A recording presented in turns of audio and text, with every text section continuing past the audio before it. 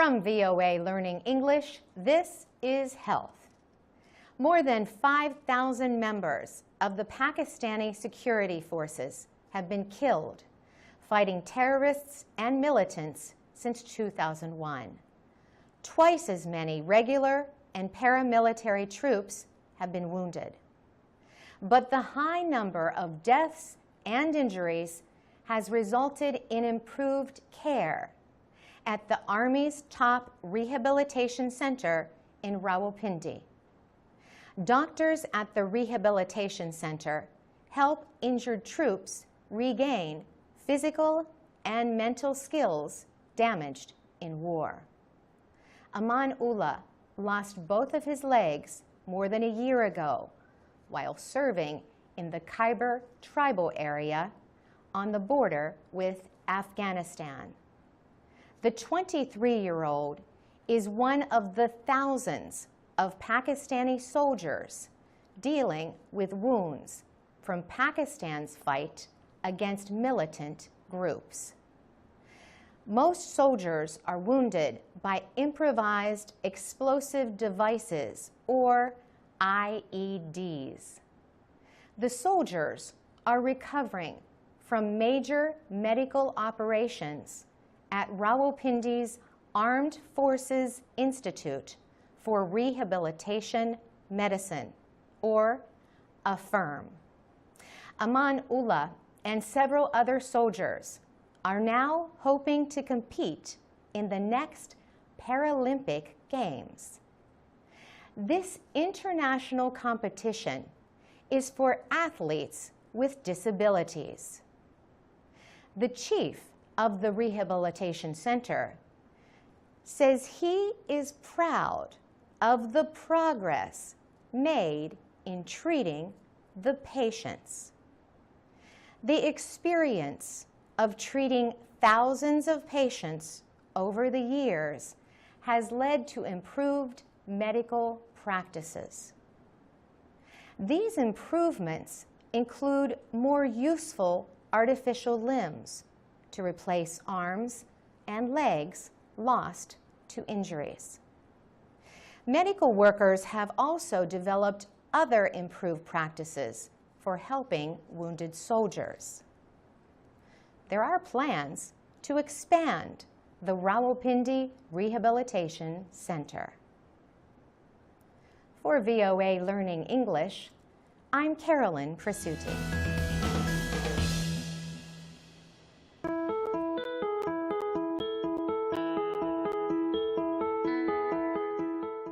From VOA Learning English, this is the Health Report.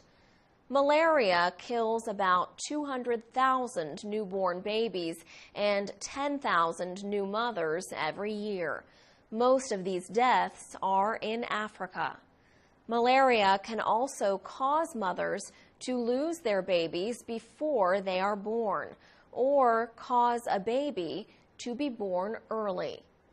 There are low-cost ways to prevent malaria infections, but a new study finds that many pregnant women do not receive these interventions. For example, the World Health Organization has advised pregnant women in areas with high rates of malaria to sleep under bed nets treated with insecticide.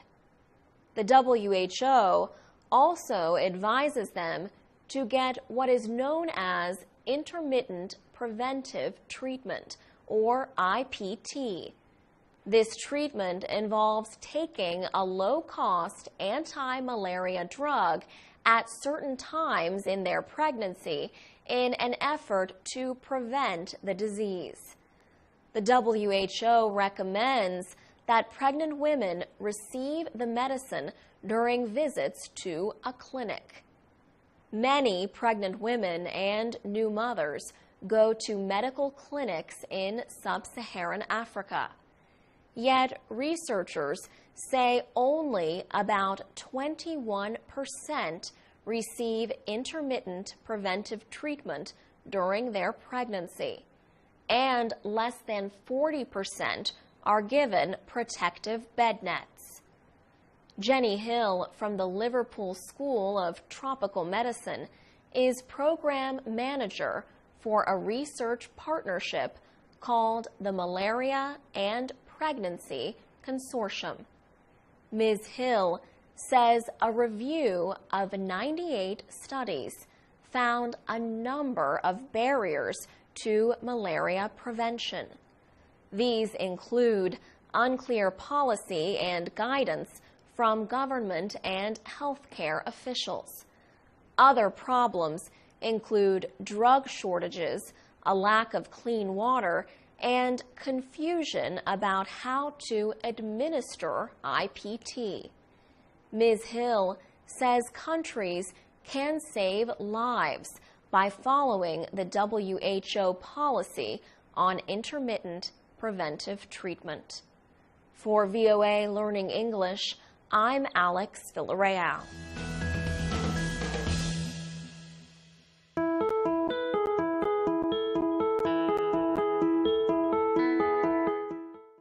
From VOA Learning English, this is the Health Report.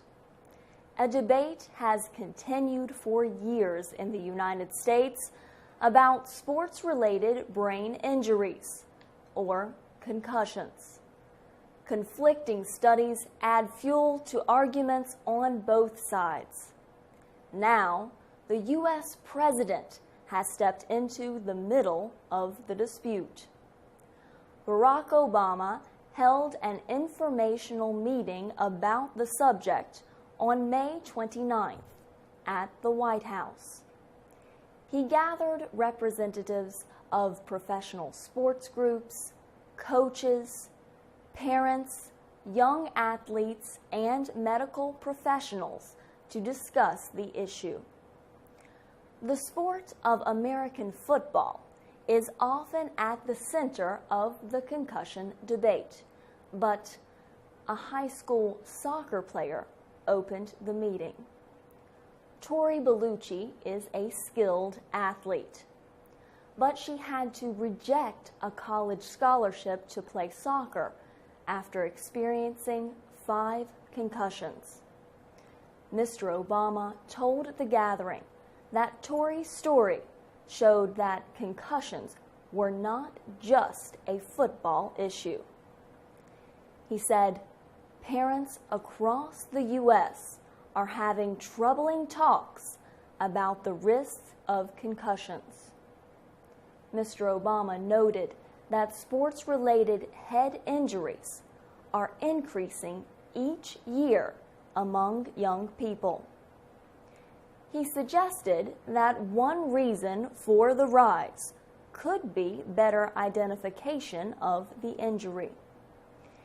He said parents, teachers, and coaches now better recognize the signs, including lack of balance, unclear thinking and eyesight, and head pain. Mr. Obama said he does not want young people to avoid sports. Instead, he called for more research.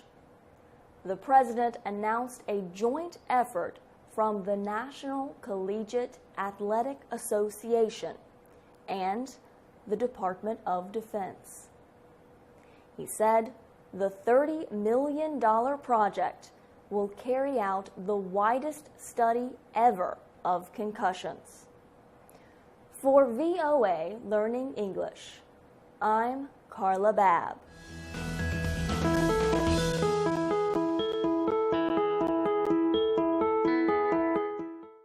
From VOA Learning English, this is the Health Report. Most people in developed countries have no problems getting prescription eyeglasses.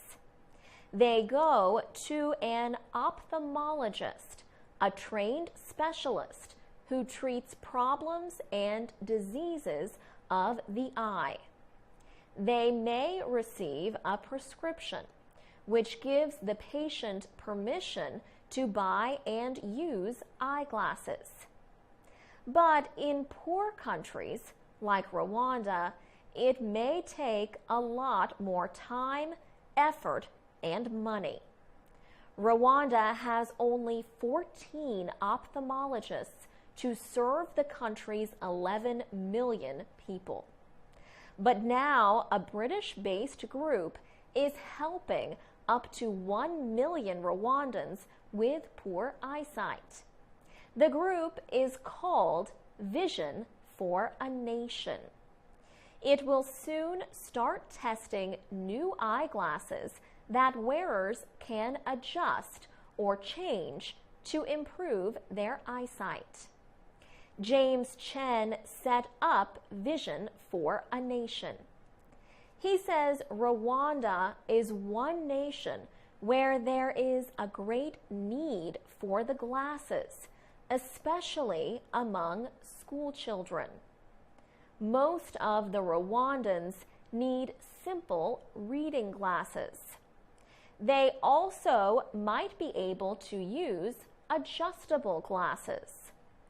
James Chen is the founder of the eyewear manufacturer AdLens. The company produces two kinds of special adjustable glasses. Mr. Chen says they are easy to use and have a wide range of magnifications, which makes something look bigger. He says his company has two kinds of technologies for adjustable glasses. Thanks to the World Bank, Rwandans will pay only about $1.50 for these glasses. But that amount is still about 3 days' wages in their country. Vision for a Nation might also provide a similar service in other countries. For VOA Learning English, I'm Alex Villarreal.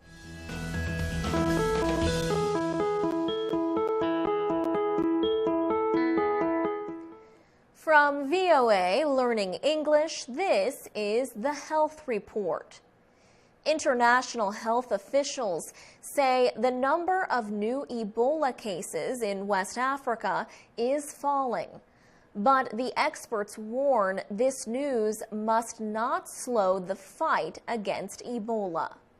The United Nations is still calling for more international help to fight the deadly virus.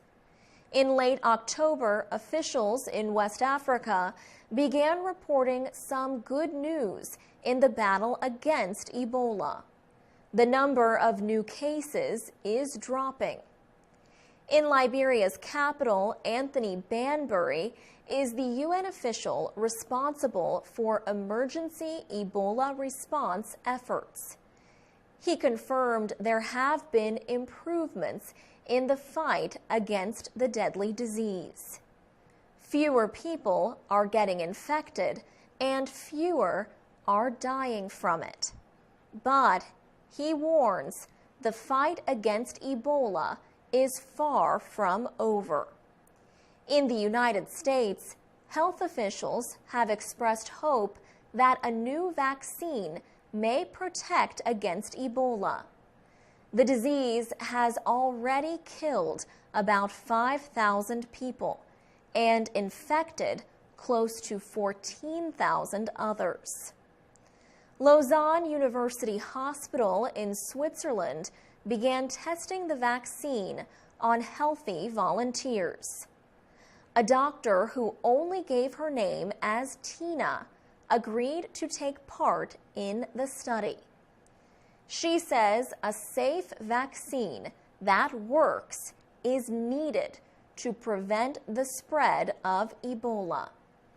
If the vaccine proves effective, researchers will organize tests with larger groups.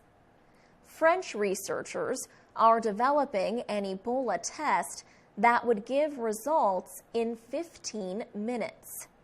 The current test used for Ebola takes 24 hours. Faster tests also are being developed in Japan and the United States. President Barack Obama asked the U.S. Congress to provide $4.5 billion for an immediate response to the deadly disease. He also asked for $1.5 billion in emergency backup money. For VOA Learning English, I'm Alex Villarreal.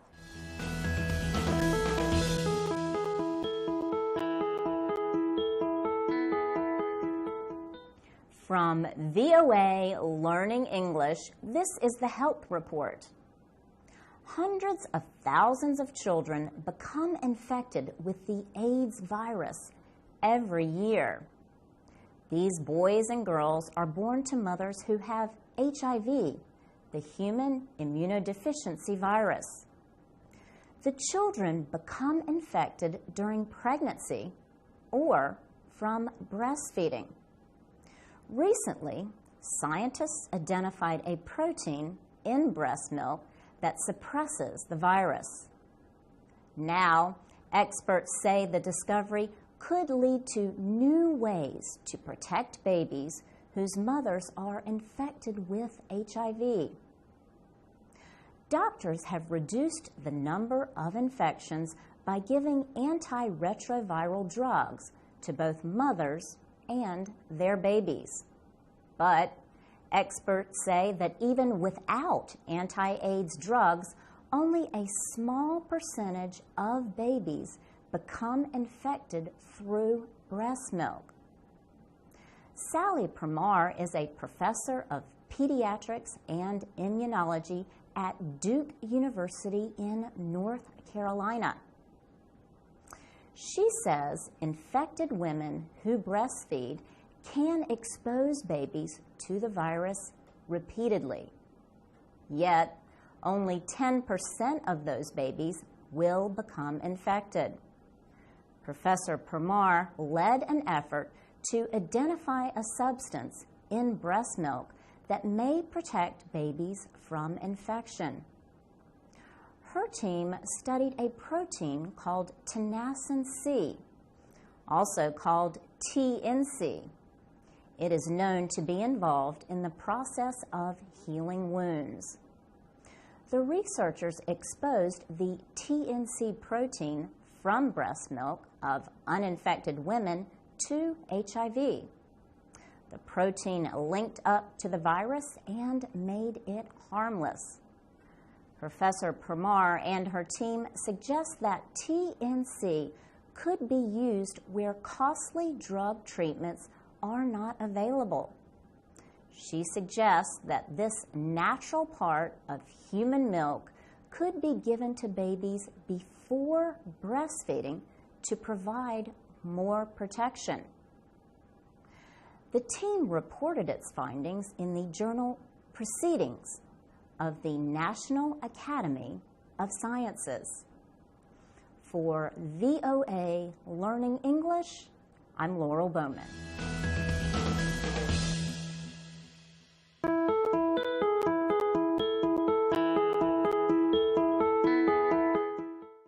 From VOA Learning English, this is the Health Report. Is chocolate good for our health, or does it just taste good? Many experts warn that the sugar in chocolate is not good for us. But doctors say there are also healthful substances in chocolate, like antioxidants. Some experts say uncooked, pure chocolate may contain just the right balance. The biggest value in eating cocoa and dark chocolate may be their ability to lower blood pressure. This comes from the experience of cocoa butter melting in your mouth. That happy feeling may also add to chocolate's antidepressant qualities, says Kim Hoffman. Ms. Hoffman is a dietitian, a person who advises people about healthy eating. She says the phenethylamines in dark chocolate make us feel better. Phenethylamines are also naturally produced by the brain. She says they create a happy feeling. But not all chocolate is equal. The process of producing chocolate affects its health benefits. The heat required to process most chocolate can be as high as 130 degrees centigrade. Some researchers say such high temperatures can actually lower the effectiveness of chocolate's healthful chemicals. Business owner Anthony Grid makes chocolate at his store in Cape Town, South Africa. He keeps the temperature of his uncooked chocolate below 42 degrees. He says many food experts support lower cooking temperatures. Chocolate makers can also decrease healthfulness by adding sugar to cocoa. That reduces the amount of the antioxidant polyphenol in cocoa. And as food science writer Leonie Jobert notes, sugar is connected to weight-related disease. For VOA Learning English, I'm Carolyn Presutti.